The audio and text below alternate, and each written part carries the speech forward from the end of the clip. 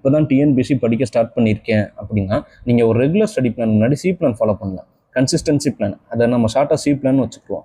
C பிளானோட purpose என்னென்னா டெய்லியும் கன்சிஸ்டண்ட்டாக படிக்கிற ஹேபிட்டை டெவலப் பண்ணிக்கிறது. சி பிளானை இந்த மார்ச் மாதம் மட்டும்தான் நம்ம ஃபாலோ பண்ண போகிறோம்.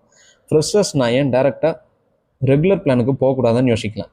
ரெகுலர் பிளானில் ஸ்ட்ரிக்டான டார்கெட்ஸ் இருக்கும். இன்றைக்கி இவ்வளோ டாபிக்ஸ் கம்ப்ளீட் பண்ணணும்னு இருக்கும்போது ஃபஸ்ட்டு கொஞ்ச நாள் நல்லா போகிற மாதிரி இருந்தாலும் போக போக இன்றைக்கி கண்டிப்பாக இந்த டாபிக் முடிச்சாகணுமே ப்ரெஷர் க்ரியேட் ஆகும். அதனாலேயே ஒரு சில நாள் அப்புறம் அந்த பிளானை கண்டினியூ பண்ண முடியாத சுச்சுவேஷன் வந்துடும். அப்படியே அந்த பிளானை டிஸ்கண்டினியூ பண்ணிவிட்டோம். இந்த ரெகுலர் பிளான் ஆல்ரெடி ப்ரிப்பரேஷனில் இருக்கிறவங்களால ஹேண்டில் பண்ண முடியும். ஏன்னா அவங்க டெய்லி படித்த ப்ராக்டிஸில் இருப்பாங்க. ஃப்ரெஷர்ஸால் ஏன் ஹேண்டில் பண்ண முடியாதுன்னா இப்போ தான் படிக்க ஸ்டார்ட் பண்ணியிருப்பீங்க. அப்படி இருக்கிறப்ப டிஎன்பிசிக்குன்னு டெய்லி படித்து ப்ராக்டிஸ் பண்ணியிருக்க மாட்டீங்க. அப்பப்போ இன்றைக்கி இவ்வளோ டாபிக்ஸ் கம்ப்ளீட் பண்ணணும் டார்கெட் வைக்கும்போது கொஞ்ச நாள்லேயே அந்த பிளான் ஹெவியாக ஃபீல் ஆகும். அப்போ என்ன பண்ணணும்னா கிராஜுவலாக படிக்கிற போர்ஷன்ஸையும் படிக்கிற டைமையும் இன்க்ரீஸ் பண்ணணும். அப்போ தான் படிப்பு மேலே இன்ட்ரெஸ்ட் வரும். டெய்லியும் கன்சிஸ்டண்ட்டாகவும் படிப்போம். சி பிளானோட தீமே என்னென்னா இன்றைக்கி இவ்வளோ போர்ஷன்ஸாக கம்ப்ளீட் பண்ணணும் ஸ்ட்ரிக்டான டார்கெட் இல்லை. அன்னைக்கு நாளில் நமக்கு எந்த அளவு எனர்ஜி இருக்கோ அதுக்கு மாதிரி பிளானை ஃப்ளெக்சிபிளாக போட போகிறோம். இப்படி பண்ணுறனால நம்ம டெய்லியும் கன்சிஸ்டண்ட்டாக படிப்போம். ஏன்னா ஒரு நாள் மாதிரி இன்னொரு நாள் இருக்காது. இன்றைக்கி எனர்ஜி இருக்கும், நம்ம நல்லா படிப்போம். இன்னொரு நாள் கொஞ்சம் டவுனில் இருப்போம். அப்படின்னும் போது அன்னைக்கு படிக்காமல் இருக்கிறதுக்கு கொஞ்சம் லிமிட் பண்ணி படிக்க போகிறோம். இது இந்த மார்ச் மாதம் மட்டும்தான் பண்ண போகிறோம். எதுக்குன்னா நம்ம கன்சிஸ்டன்சியை பில்ட் பண்ணுறதுக்காக மட்டும்தான் இதை பண்ண போகிறோம். இதை நம்ம பண்ணிட்டோம்னா அடுத்து வர அந்த 7 மாதத்தை நம்மளே ஆட்டோமேட்டிக்காக எந்த ஒரு கேப் இல்லாமல் டெய்லியும் கன்சிஸ்டண்ட்டாக படிக்க ஆரம்பிச்சிருவோம். இப்போ எனக்கு இன்றைக்கி இந்த சி பிளான் ஃபாலோ பண்ணும்போது மைண்டே படிக்க சுத்தமாக மைண்டே இல்லை அப்படின்ற பட்சத்தில் அன்னைக்கு 3 மணி நேரம் கண்டிப்பாக படிக்கணும். அட்லீஸ்ட் 3 hours படிக்கணும். மற்ற நாள் கொஞ்சம் அதிகமாகவே படிக்கணும். நீங்கள் இந்த ஒதுக்குற அந்த டயத்தில் ஒரு ஜிஎஸ் டாபிக், ஒரு தமிழ் டாபிக், ஒரு மேக்ஸ் டாபிக், இந்த 3 கண்டிப்பாக கவர் பண்ணணும். இதோட அடிஷ்னலாக டெய்லி கரண்ட் அஃபேர்ஸ் இல்லை வீக்லி கரண்ட் அஃபேர்ஸ் இதை சேர்த்து படித்து வச்சுக்கோங்க. இந்த சி பிளானை மார்ச் 11 மார்ச் 29 வரை கிட்டத்தட்ட 19 நாள் கன்சிஸ்டண்ட்டாக படிக்கும்போது அது நெக்ஸ்ட்டு வர 7 மாதம், அதாவது ஏப்ரல்லேருந்து அக்டோபர் வரை ரெகுலர் ஸ்டடி பிளானுக்கு ஹெல்ப்பாக இருக்கும். இப்போ நீங்கள் ரெகுலர் ஸ்டடி பிளானை ஃபாலோ பண்ணலாம்.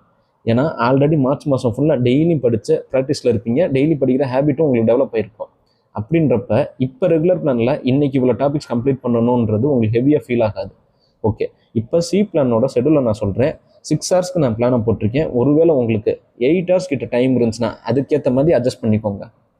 அதே மாதிரி படிக்க உங்களுக்கு 6 மணி நேரம் டைம் கிடைச்சா ஸ்டார்டிங்லேயே ஃபுல் 6 hours படிக்கணும்னு ஃபிக்ஸ் பண்ணாதீங்க. அதுவும் போக போக டல் அடிக்கும்.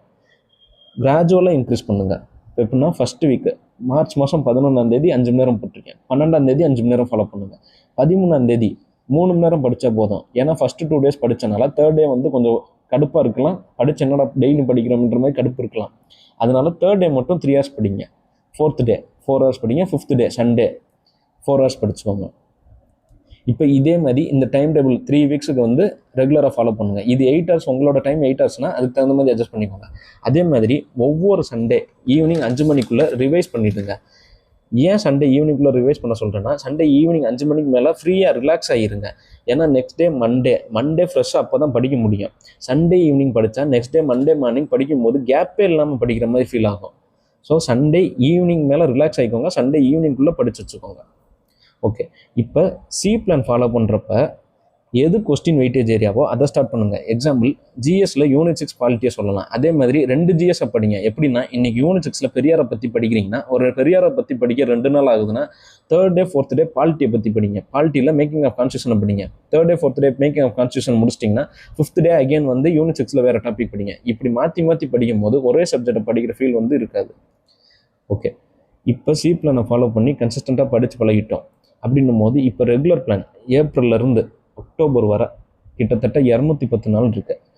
இன்றைக்கி ஒரே நாளில் இந்த 210 நாளுக்கு பிளானை போட்டுறேன்னு அந்த தப்பு பண்ணாதீங்க. மந்த்லி பிளானை போடணும். இந்த ஏப்ரல் மந்தில் நான் ஜிஎஸ்ல இவ்வளோ டாபிக்ஸ் முடிக்கணும், மேக்ஸில் இவ்வளோ டாபிக்ஸ் முடிக்கணும், தமிழில் இவ்வளோ டாபிக்ஸ் முடிக்கணும்னு ஃபிக்ஸ் பண்ணிக்கணும். இதே மாதிரி ஒவ்வொரு மந்த்துக்கும் ஃபிக்ஸ் பண்ணி அந்த மந்த் வரும்போது படிக்கணும். ஒவ்வொரு மந்த்துக்கும் இப்போ மே மாதம்னா மே மாதத்துக்கு அந்த டயத்தில் ஃபிக்ஸ் பண்ணி படிக்கணும். இந்த வீடியோவில் இன்றைக்கி என்ன போர்ஷன் படிக்கணும்னு நான் ஏன் டைம் டேபிள் போட்டு சொல்லலைன்னா நீங்கள் சி பிளானை டெய்லி அட்ஜஸ்ட் பண்ணி படிக்க பழகிட்டீங்கன்னாலே நெக்ஸ்ட்டு வர 7 மாதத்துக்கு நீங்களே ஆட்டோமேட்டிக்காக பிளானை போட்டு படிக்க ஸ்டார்ட் பண்ணிடுவீங்க. அதனால தான் நான் எந்த ஒரு டைம் டேபிளும் போட்டு நான் சொல்லலை.